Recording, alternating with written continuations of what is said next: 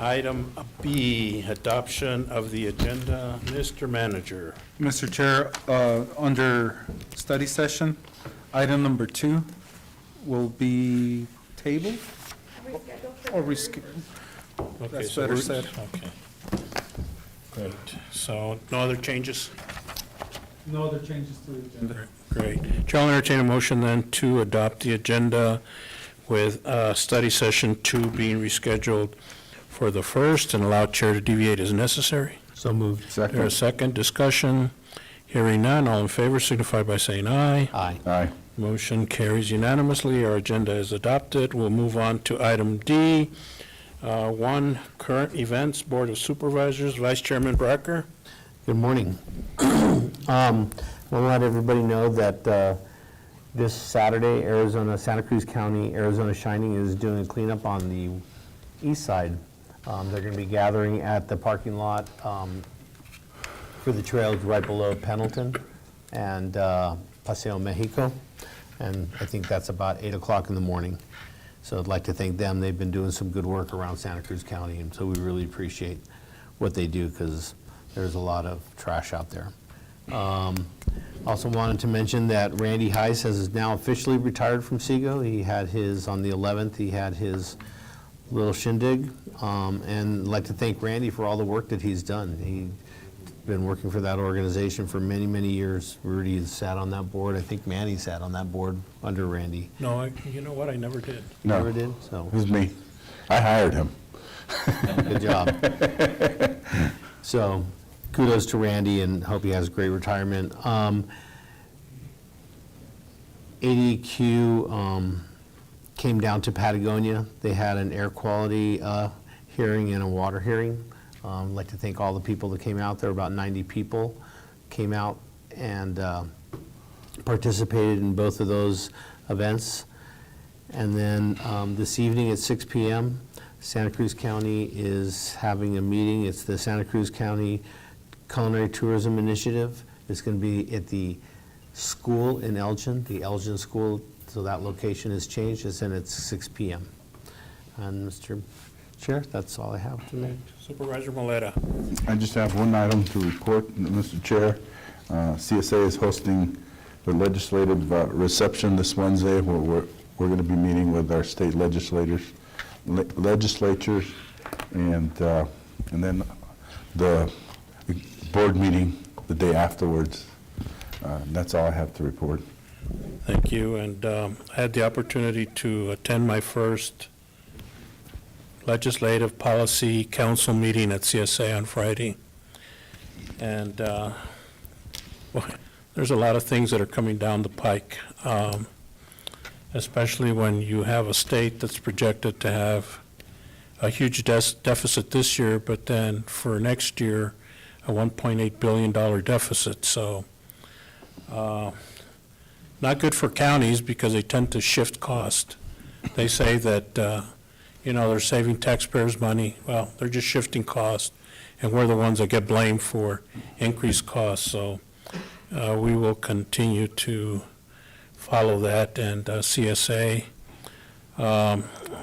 there's a couple of Senate and House resolutions that they're considering. Those resolutions don't go to the governor's desk. They go directly to the ballot box. One that's, of course, a big concern is they want to break Maricopa County into 3 separate counties. That has a tremendous impact on us as well because we're competing then for some of the revenues, HERF and likewise. And then since Maricopa County has invested in a lot of the infrastructure there, I don't know what that's going to do to the communities. The other one, which is, I don't know who came up with it, but I guess there are people complaining about vagrancies and homelessness in their neighborhoods and about their property values being affected. And if a person feels that that's happening, they can file for damages to whether it's the city or the county, if nothing has been done. So here's another unfunded mandate from the state legislature. So it'll be an interesting session, and we don't know yet if the governor is going to ask for a special session to remedy some of the election laws that were passed at the last legislative session. So stay tuned. I know that we will be attending CSA on Wednesday. Give us a chance to mingle and talk to our legislative representatives from not just southern Arizona, but throughout the state that are invited. The following day, as Supervisor Maleta noted, is we have the county supervisors meeting, and then on Friday, I have the Arizona Association of Counties Board meeting as well. So with that, we'll move on to the manager's report. Mr. Chair, just wanted, I attended the County Managers Association, or their meeting. One of the things they brought up is right now, it's the BEADS program. That's an acronym for broadband, and it's being handled by the Arizona Commerce. Commerce Authority. Thank you. They're going to enter the challenge period where each county or entity gets to look at if the map is correct or not. One of the concerns that we have here in the county is a lot of the deployment of broadband depends on getting a service provider. In the past, we've had challenges getting service providers to come down here. We brought that point up to Vanessa from CSA, and she said if that were to occur again, she called it negotiate with somebody, but we could maybe be placed on with the service provider that's out of Tucson or Cerro Vista. So those are the things that I think Juan will keep us informed of whether that happens. And I know that he's also working on a feasibility study for broadband to see, what type of equipment or what type of services we could provide given our terrain. Thank you. Yeah, and along those lines, I know they want to come down and do a tour, but they were trying to identify a place where they could meet and talk to people.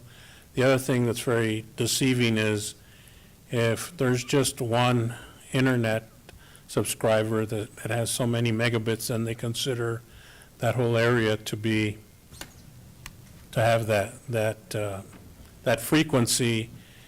And it's not true, because there are a lot of areas where a neighbor, like in Keno Springs that we've been out to, a neighbor has a good strong signal, but the neighbor next door doesn't. So that's one of the things we're trying to address with that feasibility study, to say that those maps are wrong. So thank you, Jesus. Any other questions of the manager? No, sir. If not, we'll go on to item E. Oh, I'm sorry. I forgot to call to the public. So I'm going to go back to call to the public. And Sky Leon, I'm sorry, I apologize. That's why you get to move things however you want. I know, so. So just remember, Sky, name and address, and your 3 minutes will start. Good morning. My name is Sky Leon. I live in Tubac. Good morning, Supervisors. Good Thank you morning. for this opportunity to speak. Regarding the permit for the air pollution permit for the Hermosa project, the permit, as you know, is over 800 pages long. That's a lot of pages, a lot of information to go through. It would be in the county's best interest to ask ADQ for an extension. They're only giving the public until February 6th to make comments. That's not even enough time to read on 800 pages and understand it, so thank you for that. I would also encourage the County Board of Supervisors to pay very close attention to this permitting process. It's extremely complex, but it's very, very important.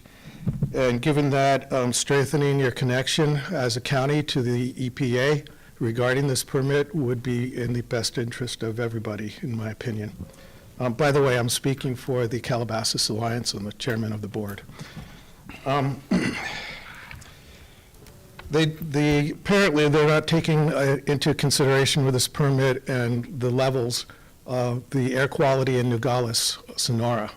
And all you have to do is look across to the south today, and you'll see that we know that a vast, significant amount of air pollution comes in, and that must be taken into account. My next concern is the nature of the modeling.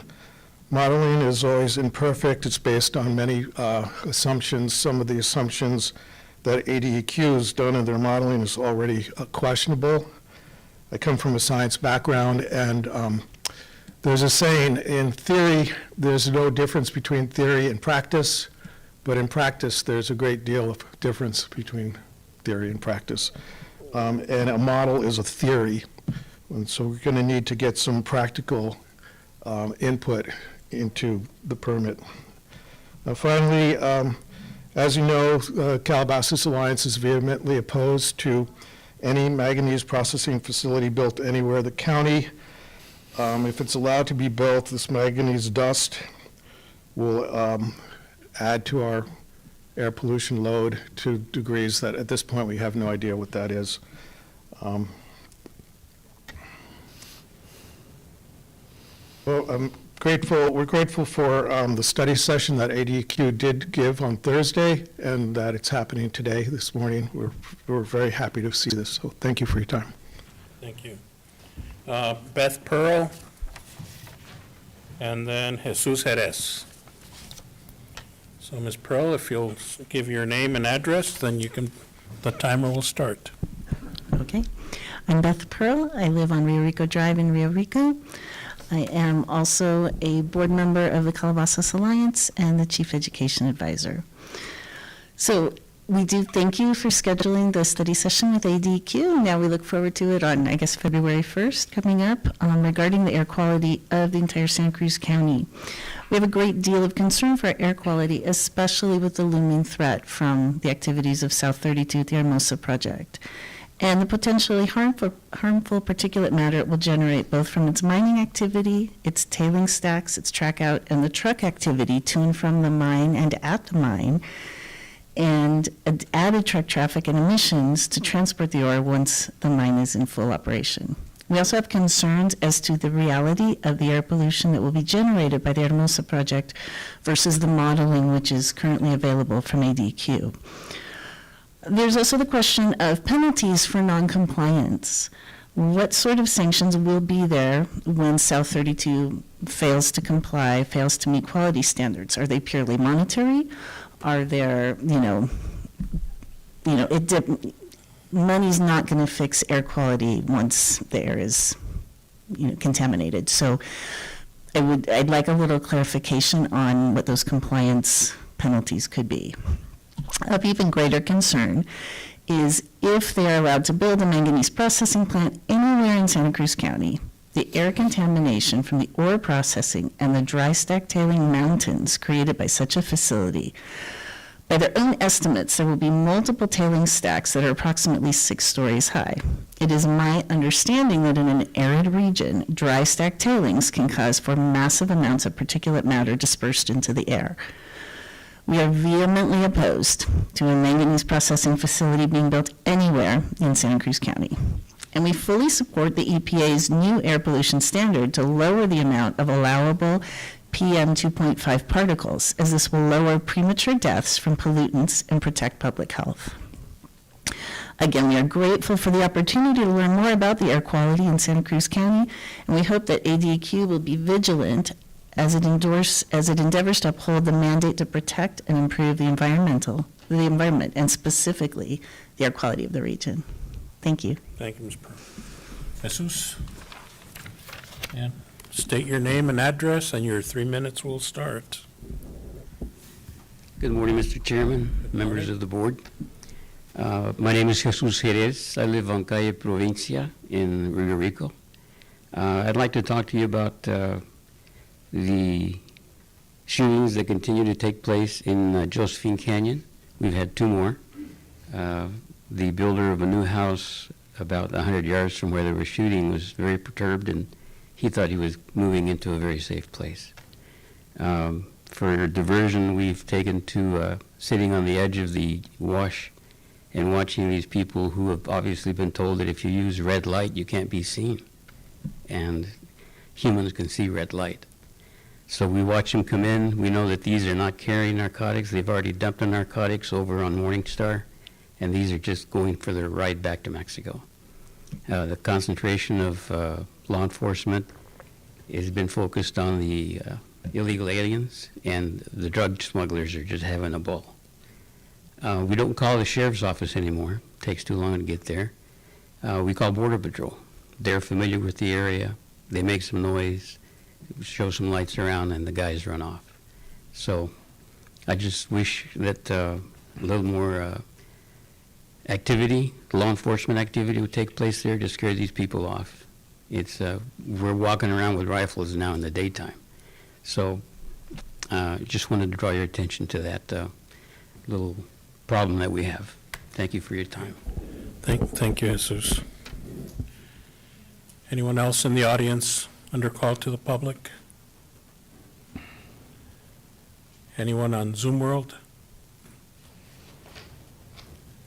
Okay, so Jesus, can you let the sheriff know about the concerns, and maybe you can set up a meeting with the sheriff and Border Patrol, try to see what we can do to minimize these shots being fired or people running around out there with guns. So, thank you. Okay, we'll move on then to item E. Department reports and activities. 1, finance, cash investment, expenditure, revenue report. Mauricio, good morning. Good morning, Mr. Chairman, members of the board. Morning. The cash and investment report, the general fund has an overall balance of $20,482,643 with an investment amount of $15,176,000.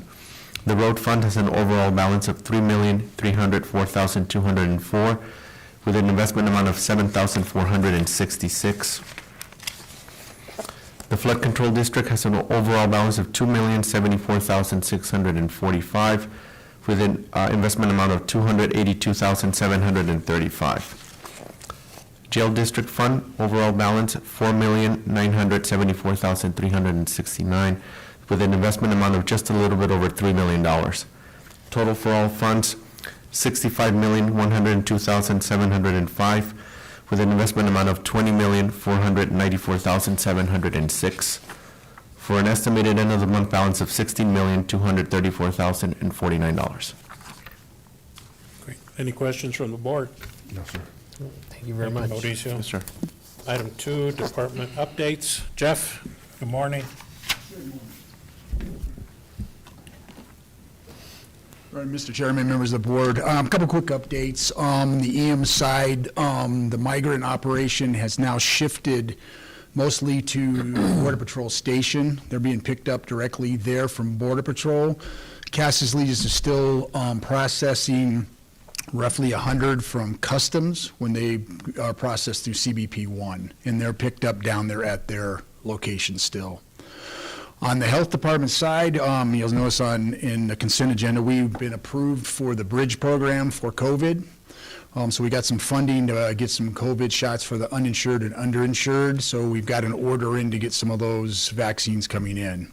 We've also been approved for VFA vaccines for adults, which is also a bridge type of program.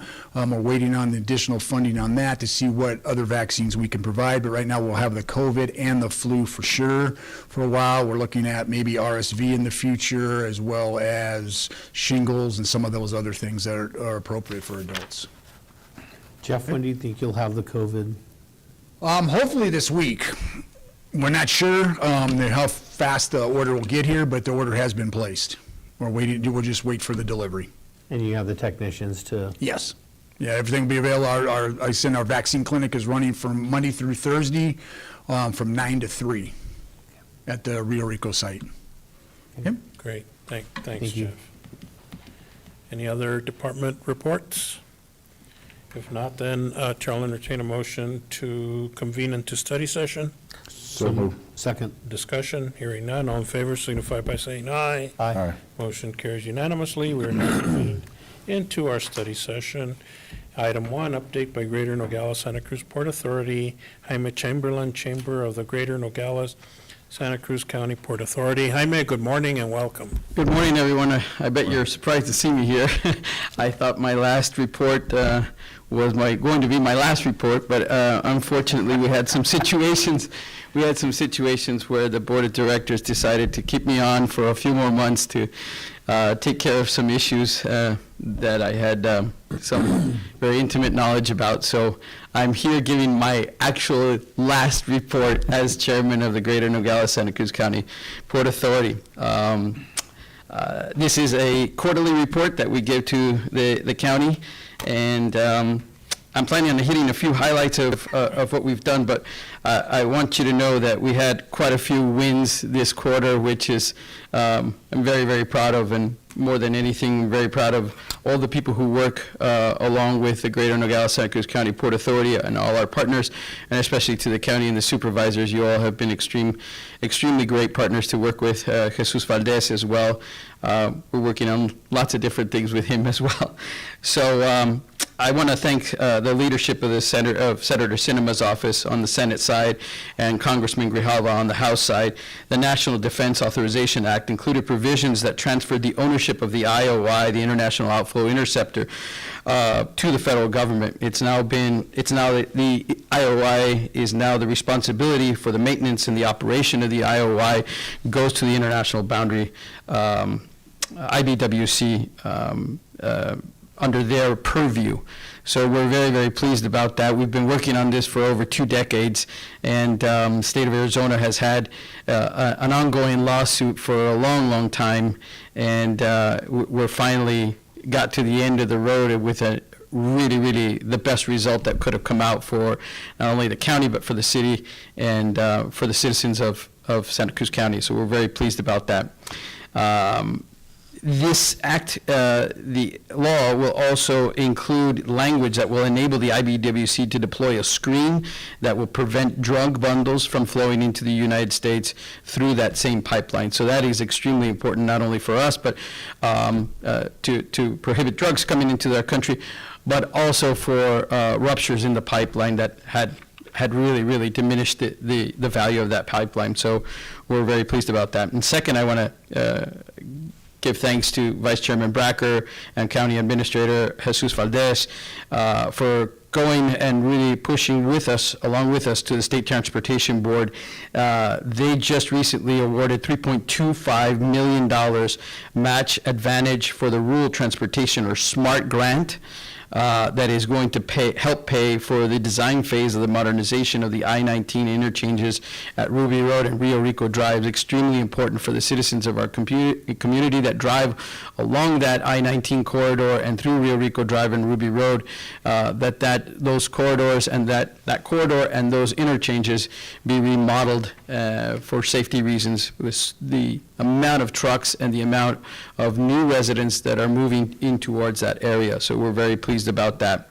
Along with the county's $500,000 match, the grant will pay for the design phase needed to advance the project. The match is coming from the $8.6 million that the county received last year from the legislature in direct appropriation. So we were very, very pleased about that. This is a great example of our collaboration together with the county and the Arizona Department of Transportation to come up with the cost estimates that were used for the grant application.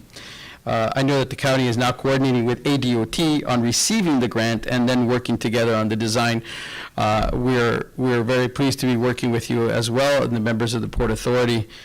We've already come up with a preliminary design that was about a year and a half ago, almost 2 years ago. And we'll be reviewing that as soon as the design stage goes further on to the completion. We continue to work with our Senator Sinema as she has congressionally appropriated $50 million for that project to be spent and would pay for the actual construction phase. That is going to be in the new budget. Hopefully that we'll have a new budget and that will be authorized, and the Port Authority will be receiving that $50 million. As soon as we get that $50 million, we will transfer that to ADOT as soon as possible, and therefore get that project started as soon as possible. I know that you guys will all be in DC in the next couple of days, and we thank you for expressing our thank yous to Senator Sinema and to all of our Arizona congressional delegation for the work that they've done in helping and bringing monies to Santa Cruz County. I wanted to tell everyone that we had participated in a very important meeting in December. It was the day after the Lukeville Port of Entry closed. It just happened to be that we had already scheduled that meeting to do a border briefing for all of our congressional delegation. We had 9 of the 11 congressional offices there that were represented, including our senators. It was originally scheduled for an hour-and-a-half meeting, and we ended up meeting for 4 hours. And it just goes to show that the severity of our issues takes a national stage and a very, very important federal stage. The timing couldn't have been more significant. The major issues affecting our community and the entire border were talked about during that meeting. We conducted that meeting along with the Port Authorities of San Luis and along with the Port Authority of Douglas. The county participated as well. The city participated as well. So did the Southern Arizona Leadership Council and the Arizona Chamber of Commerce, along with our delegation. Our outcome out of the meeting was a resolution that outlines 6 different recommendations for our federal government and Department of Homeland Security directed at Secretary Mayorkas. First of all, we need an updated workforce model that determines the appropriate staffing levels to reflect the changes in the missions and the conditions of each port. So those are the staffing levels for Border Patrol and for CBP. Both organizations have new missions, and we need to staff them correctly and fund them correctly. We also are suggesting that we implement a pilot program that allows the field offices, the Tucson field offices in this case, and the port directors to recruit local talent to fill this and to fill the support and clerical positions that they have without relying on the USA Jobs Network. We believe that sometimes when they recruit through USA Jobs, we get people from all over the country who may be interested in these jobs that are more clerical work, but then they get to these rural communities like ours and they may not like it. So we're asking for federal help so that the feds can say, you can recruit locally for local jobs and the clerical positions that they have. Third, we want them to conduct an analysis and implement the recommendations to streamline the recruitment and the hiring process for CBP. That process is extremely difficult. It is actually more difficult to get into CBP than it is to DEA. And it is a very lengthy process in which most of the applicants take over a year to have a yay or a nay answer that you're accepted for that position or not. By that time, most people, they already went on to another job. And fourth, we want to implement a stipulation at DHS that CBP personnel can only be taken to help with Border Patrol mission if the federal government declares a federal emergency. So we're asking them, do not take CBP officers away from our ports of entry unless the federal government deems it a federal emergency. And we would like to renew the incentive program that provides financial and educational incentives for officers that select to be assigned for the Arizona ports of entry. We need to be able to attract more people to the Arizona ports of entry, and some of those educational and financial incentives have been taken away. We want those renewed. And the last point is we want to support the Border Enforcement Security and Trade Facilitation, which is called the BEST Act, and it seeks to provide the necessary resources for U.S. Customs and Border Protection to properly monitor technology deployment at the ports of entry. We are going to be seeing a lot more non-intrusive inspection equipment at our ports of entry, and we need to be able to staff and man those that non-intrusive equipment, and we need to have that funded as well. I hope that all of you agree with the recommendations that we've had and that you support them as well. In 2024, as we go on to this year with a lot of uncertainty, we do have a lot of really great news, especially at our ports of entry, that have all affected our community and affected our county, and I think in all very, very positive ways. Our truck traffic for 2023, going from January to November, we don't have the December numbers, we'll get those here at the end of January. Our truck traffic is up 3.6% from 338,000 to 350,000, 667 trucks. That's about 12,000 more trucks than we had last year at that same point in time, and we still don't have December numbers. I'm sure that we're going to surpass last year's numbers, which were close to 380,000 trucks. I think we're well on our way to passing that this year. Our car situation is up by 0.9%. To 3.3 million cars in the last 11 months. We'd hope for a little more growth, but our border crossing times in December increased significantly in the last half of 2023 due to lots of construction on the Nogales, Sonora side and some of the issues that we had as far as staffing was concerned at the port of entry. Our train traffic was up 8.8%, which is significant for a small community like ourselves, up to 806 trains to the end of November. That doesn't sound like a whole lot, but these trains are coming over, and they're sometimes over a mile to a mile and a half long. So when you do have an increase from 1 to 2 trains a day, going now to 2 to 3 trains a day, it does make a significant impact, but we welcome the new traffic as well. This is all due to lots of closures at train ports of entry throughout the Texas border. So we welcome them coming through here. They're a great generator of lots of jobs and job creation for the increase in trains. Supervisor Bracker, and I think all the supervisors will like this following number. Pedestrians are up by 15.6%. That's more than 2.66 people, 2,666,000 people. That's an incredible increase for our community, and we're very, very happy with that. And that is despite the closing at Morley Avenue due to the construction and lack of manpower on our U.S. side and the construction on the Mexican side. And more importantly, total people are up by 4.1% to more than 9.3 million people crossing through our ports of entry here in Santa Cruz County. We're very pleased about that. I think the peso to the dollar has a tremendous amount of effect on that, and it's all positive for us. The more buying power that Mexican citizens have, the better the state of Arizona is, and obviously the county and the city. We are anticipating record numbers across the board with despite the growing wait times and the migrant crossings. So but if we have a few more construction issues, we're not exactly sure about December, but we really think that we're on track to surpass all of 2022's numbers. There's a lot more activities, but I know that I want to be respectful of your time, and I've already taken quite a bit. I want you all to meet Josh Rubin. Josh Rubin is going to be our new chairman. He comes to us from the maquiladora industry. His family has been in this area for a long time.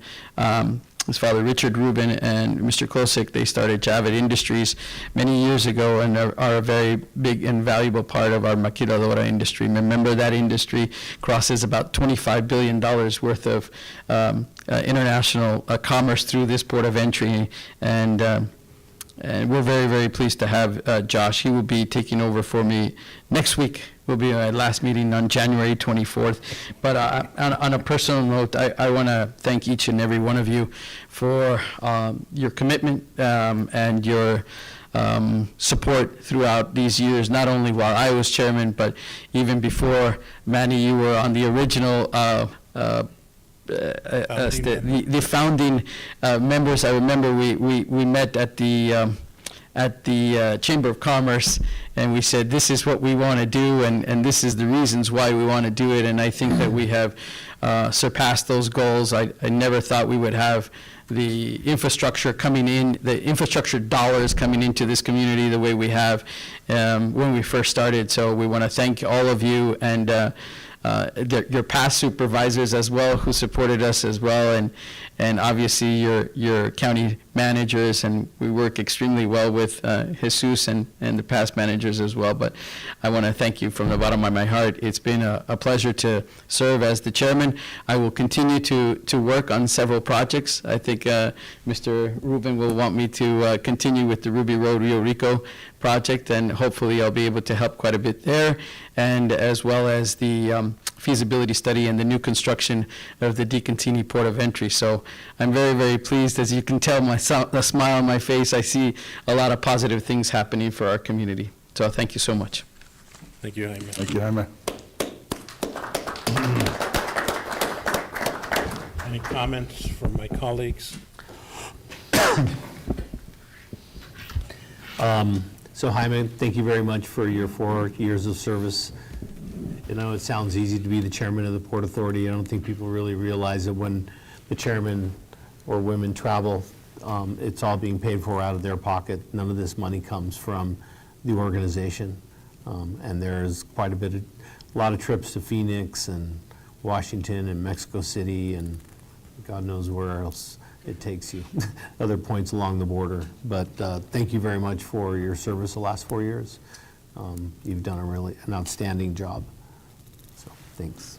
Anything to add, Rudy? Jaime, thank you for your sacrifice. Obviously, like Bruce says, you know, you sacrifice from your family, your business, and most importantly, I want to thank you for your leadership.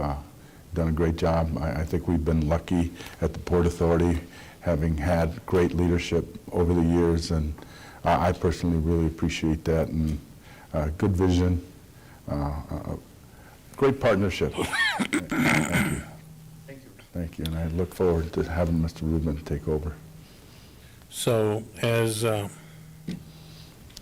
we finish one era of chairmanship, Jaime, you have always been a strong supporter of this community, you along with your family. And I'm very grateful for the service that you have given these last 4 years as chairman.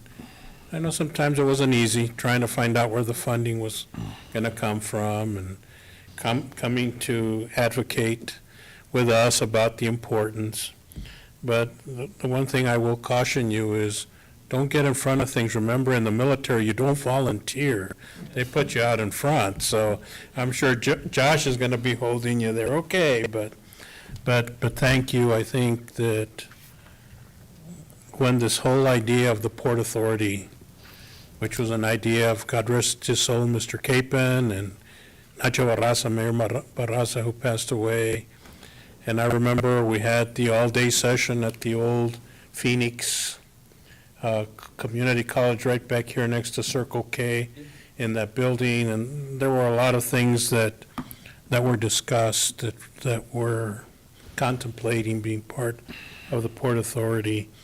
But I think that our investment has paid off, and we can move forward knowing that a lot of issues that maybe us personally weren't able to open doors, you were.